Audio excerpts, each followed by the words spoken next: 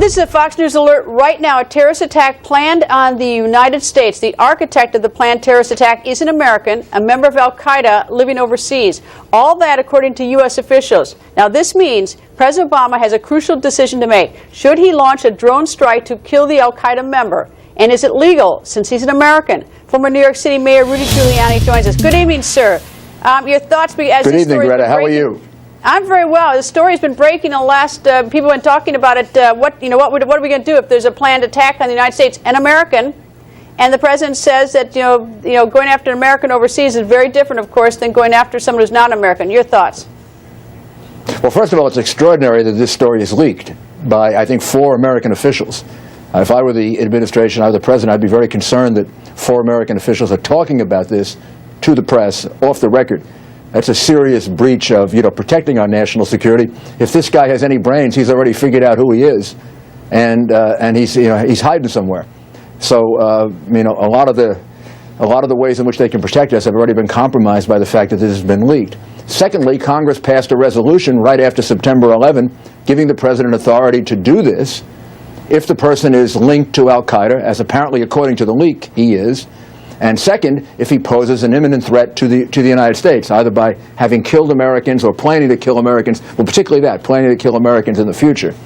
And if you can believe the leak, which always has you on a little bit of shaky ground, this is a guy who's planning to kill Americans, which would give the president, if this man is considered an enemy combatant, the power to do this. But this should be done quietly, it should be done carefully, it should be done discreetly, and it shouldn't be, the administration is debating this in the press, which is really extraordinary.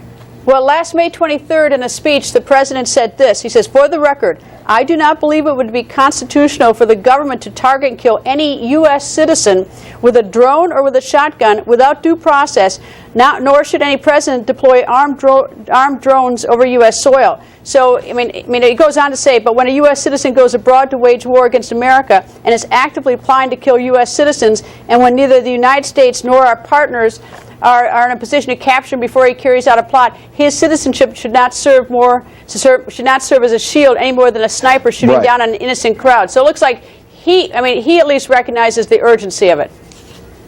Yeah, and it would seem that this guy, if you can believe the leaked information, so that's what we have to work with, this guy fits into the second category. This is somebody who's on foreign soil.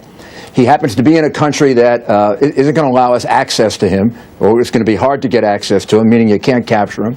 So he would fit into the category the president was talking about, a person where the president would have the authority to order him to be killed as an enemy combatant. It would be as if, take the Second World War, and we had some Nazis who were planning to come and attack us, and they happened to be in a foreign country, and we had the opportunity to stop it before they did. But again, it's unclear. This is all leaked information, Greta, and I don't know how accurate it is. Well, that's what's determining. Jennifer Griffin, one of our reporters, says that her source says we are extremely concerned about this individual. He's a really bad guy. Now, that suggests to me that this may be farther down the road, and maybe the officials have leaked it because they're concerned and nothing's happened. But then she goes on to say there is recognition, the source told her, that this opportunity may fleet, which means if we don't act while we're sitting here trying to think. I'm not suggesting, it's not my decision to act or not to act, but while we're sitting here, the clock is ticking. We may lose him. Well, yeah, and also by leaking it to the press, you've just warned him that he's going to be attacked. That's got to be about as stupid as you can get, right? If this guy is really that dangerous. Why would these senior U.S. officials all of a sudden leak on the president on this? Because they apparently don't take their oath of office seriously enough. That's why they did it. One of them, or 2 of them, or 3 of them. They want to debate this in the press rather than debate it with the president. And if I were the president, I would be extremely upset about this and very concerned about the loyalty of these people to me, the president. But Mr. Mayor, it says they've been talking about this for the past 6 months. So it sounds like they have been talking about it. It didn't leak for 6 months. It's leaking now.